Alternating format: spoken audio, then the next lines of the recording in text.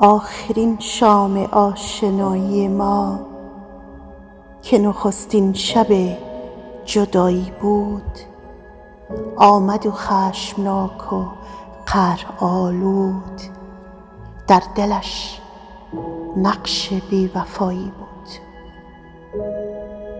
از نگاهش شرار غم می ریخت، چشمش از خشم گشته پر ز لهیب، بر رخ او نشسته گرد دروغ، لب سرخش گرفته رنگ فریب.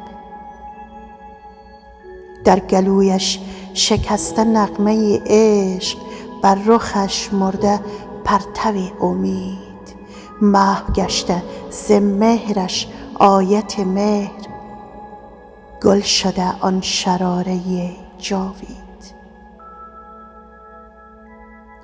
می شنیدم صدای قلبش را که در آن مرگ آرزویم بود. من چو مردی که بچه اش مرده، داشتم ناله ها ز ماتم عشق.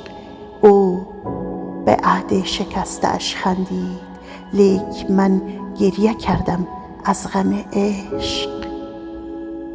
گفت آن نامه ها و آن اشعار که برایت ز عشق سر کردم، رد کن از بهر من که مهر تو را دیگر از قلب خود بدر کردم.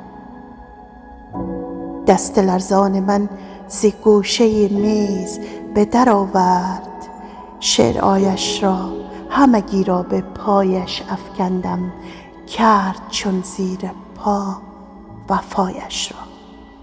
گفتم این آخرین امیدم بود که چو قلبم به پایت افکندم، خجل از این دلم که بر پایت به امید وفایت افکندم.